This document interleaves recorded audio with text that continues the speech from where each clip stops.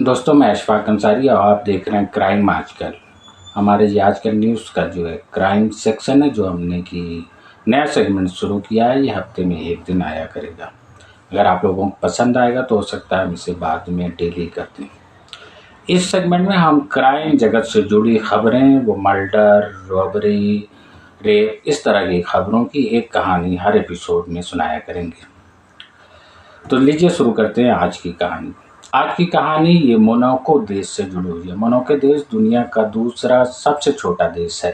सबसे छोटा देश तो वेटिकन सिटी है, जहाँ की ईसाइयों के पोप रहते हैं। उसके बाद ये देश आता है। इसका एरिया सिर्फ 2 किलोमीटर है और इसमें सिर्फ 42 से 43 हज़ार आदमी रहते हैं। लेकिन ये बहुत ही खूबसूरत देश है और समुंदर लगा हुआ है। और इस समुंदर पे ही इंसानों ने एक खूबसूरत बीच बनाया है। ये नेचर के ज़रिए बना बीच नहीं है, बल्कि इंसानों ने खुद मैन मेड बीच है बनाया है। लेकिन इस देश की खासियत ये है कि यहाँ दुनिया के अमीर तरीन लोग जाते हैं। उन्होंने वहाँ अपना घर बनाया हुआ है, अपना बंगला बनाया हुआ है और वो साल में 1 महीना 2 महीना जाके वहाँ रहते हैं, छुट्टियाँ बिताते हैं, मौज मस्ती करते हैं। दुनिया के अमीर तरीन अरबपति, खरबपति, राजशाही के लोग वहाँ जाकर रहते हैं। तो जब ये सब लोग वहाँ इकट्ठा हुए, और इस देश को टैक्स हेवन कहा जाता है। टैक्स हेवन यानी जहाँ पर आपको कोई टैक्स नहीं देना पड़ता। आप चाहे जो खर्च करिए, चाहे जितना पैसा लाइए, आपको कोई टैक्स नहीं देना। तो इन सब वजूहात की बिना पे वहाँ की सरकार को एक ज़रूरत महसूस हुई एक बैंक बनाने की। तो उन्होंने 1990 में एक बैंक बनाया 5 एकड़ के एरिए में। लेकिन ये इस बैंक का जो पीछे का हिस्सा था वो समुंदर से लगा हुआ था। इस बैंक का नाम रॉयल कंसोर्टियम बैंक रखा गया। ये बैंक चलना शुरू हुआ, ठीक ठाक चल रहा था। इसी बीच 11 दिसंबर 1992 की तारीख आ गई। ज़रा जहन में रखिएगा, ये 30 साल पहले की कहानी है।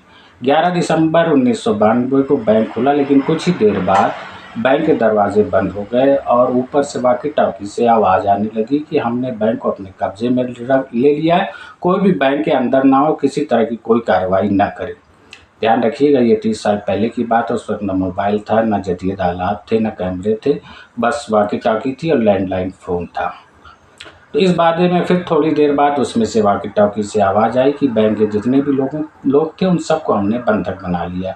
उस बैंक में 70 से 80 एम्प्लॉय काम करते थे, उन सभी को उन लोगों ने बंधक बना लिया था। उसमें एक कस्टमर भी था, वो भी अरबपति था, उसको भी बंधक बना लिया था। फिर थोड़ी देर बाद वाकी टाकी से आवाज़ आई कि हम जो है मिस्टर जॉनसन को बुलाया जाए, उनसे बात करना चाहते हैं। अब जब ये खबर फैली, 2 किलोमीटर का एरिया पूरे देश में खबर हो गई। पुलिस आई, चारों तरफ घेर लिया। लेकिन पुलिस को भी मालूम नहीं था करें तो क्या करें, क्योंकि एक शांतिप्रिय देश था। यहाँ इस तरह की इससे पहले कोई वारदात हुई नहीं थी, कोई बड़ा जराइम हुआ नहीं था। तो पुलिस को भी मालूम नहीं था किस तरह क्या करें क्या ना करें। खैर, चारों तरफ से पुलिस ने बैंक को घेर लिया, लेकिन कोई अंदर नहीं जा रहा था कि पता नहीं क्या हो। खैर, मिस्टर जॉनसन को बुलाया गया। मिस्टर जॉनसन को इसलिए भी बुलाया गया कि वो इस सब मामलों में माहिर थे। वो मज़ाकरात करने में, निगोशिएशन करने में माहिर थे। वो जर्मनी के एक अरबपति, वो खुद एक अरबपति थे, उनकी शिपिंग कंपनी थे। तो शिपिंग कंपनी में कई बार जब डाकू कब्जा कर लेते थे तो उन्हीं को बुलाया जाता था। वो निगोशिएशन करते थे और मसले का हल निकाल लिया करते थे। तो इसलिए भी शायद बंधकों को उन्होंने बुलाया। खैर, पुलिस ने उन्हें बुलाया, वो एक ट्रक लेके आए। पुलिस ने कहा, ट्रक लेके क्यों आए? तो उन्होंने कहा कि इसमें वाकी टाकी और सब तरह के आलात हैं, जिससे बंधकों से हम यहाँ बाहर बैठ के बात कर सकते हैं। सिर्फ मैं और बंधक बात करेंगे और कोई बीच में मदाखलत नहीं करेगा। पुलिस ने कहा ठीक है। खैर, उन्होंने बातचीत करना शुरू की। तो बंधकों ने कहा कि बैंक में जो भी पैसा और लॉकर में जो जेवरात है, उससे हमें कुछ लेना देना नहीं। उस वक्त बैंक में पैसे और जेवरात लेके इंडियन करेंसी में 10,000 करोड़ रुपये बनते थे। ऑब्वियसली बात है, वो रुपये नहीं थे, डॉलर थे, वो सब थे, लेकिन कन्वर्ट करेंगे तो तकरीबन 10,000 करोड़ रुपये की मालियत के करेंसी और जेवरात लॉकर में रखे हुए थे। उन लोगों ने मांग की कि हमें इन सब से कुछ लेना देना नहीं है, हमें सिर्फ 100 करोड़ रुपया दे दीजिए और पीछे समंदर में 2 बोट दे दीजिए, जिससे हम बैठ के चले जाएं और हमारे पीछे कोई नहीं आएगा, नहीं तो हम उन्हें गोली मार देंगे। पुलिस ने सोचा 100 करोड़ कैसे दें और बोट दे देंगे, बैठ के फरार हो जाएंगे, हम इन्हें पकड़ भी नहीं सकते थे।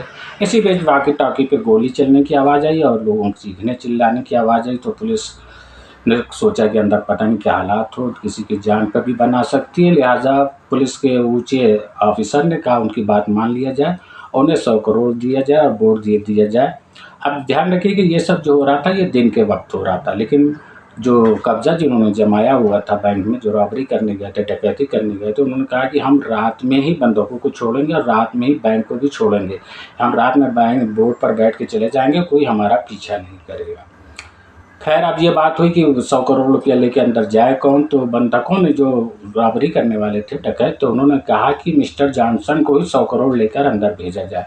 अब पुलिस परेशान हुई कि अंदर हम अकेले जॉनसन को कैसे जाने दें, न पता नहीं क्या हो क्या नहीं हो। लेकिन जॉनसन ने कहा कि मैं ऐसे कई मौके पर जा चुका हूँ, कोई परेशानी की बात नहीं है, मुझे कोई परेशानी है, मुझे जाने दीजिएगा, मैं हैंडल कर लूँगा।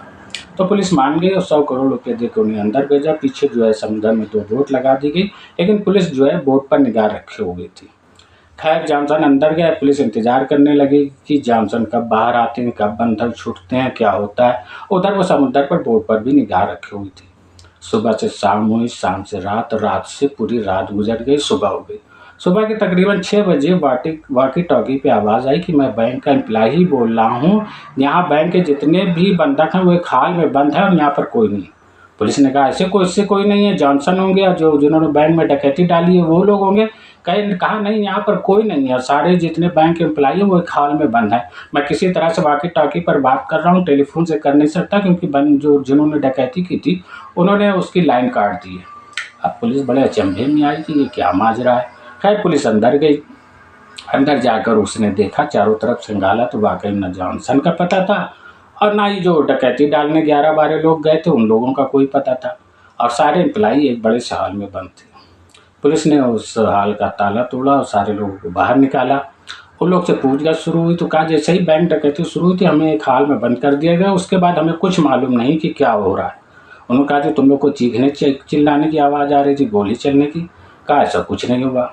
अब पुलिस ने जब खंगालना शुरू किया पता चला कि एक जो है टेप रिकॉर्ड में एक कैसेट लगी हुई थी और उसमें जो है चीखने चिल्लाने की और गोली चलने की आवाज़ रिकॉर्ड थी। तो उसी के ज़रिए वाकी टॉकी पे गालिबन ये बजाया गया होगा। हकीकत में ना कोई चीख चिल्ला रहा था, ना गोली चल रही थी।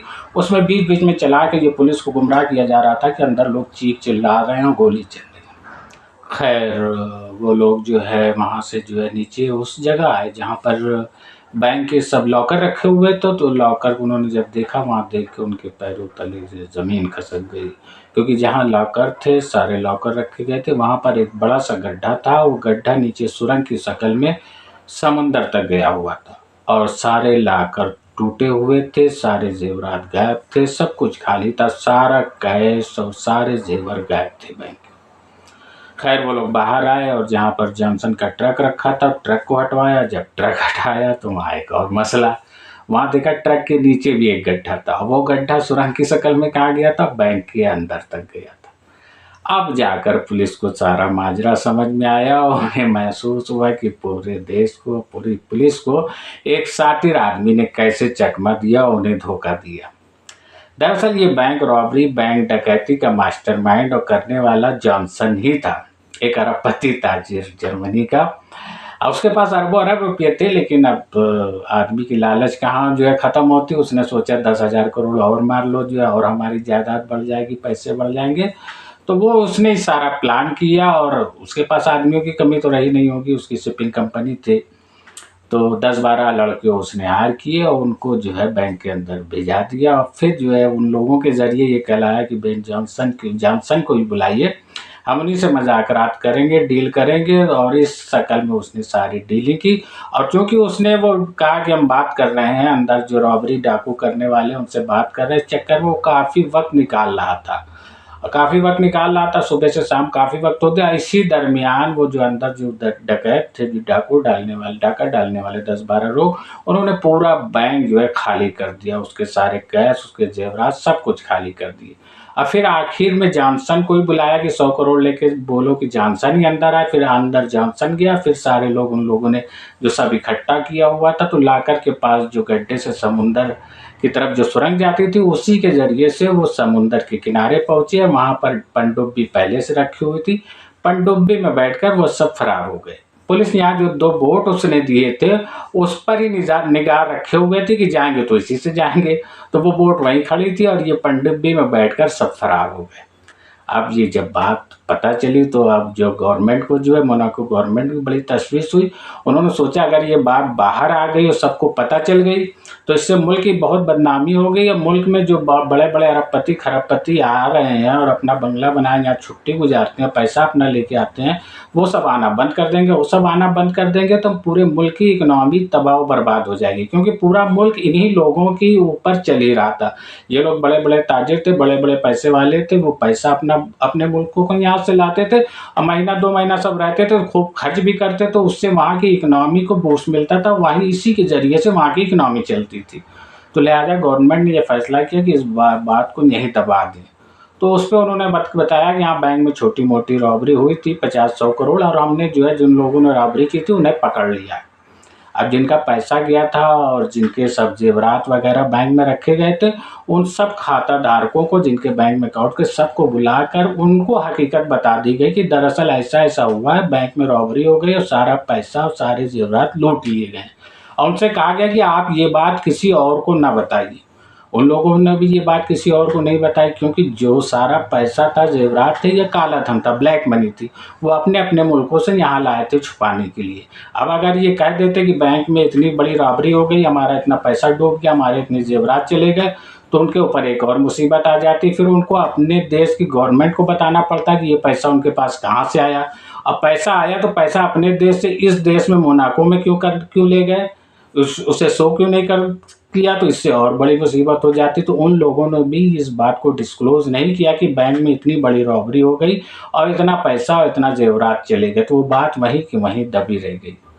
तो ये थी आज की कहानी, और एक अनोखी बैंक रॉबरी की कहानी कि जो ऊपर से आज तक ये बात खुली नहीं है, लेकिन अंदर अंदर बात पता चल जाती है, लोगों को पता हो जाता है। आज की कहानी में इतना ही। अल्लाह हाफिज़।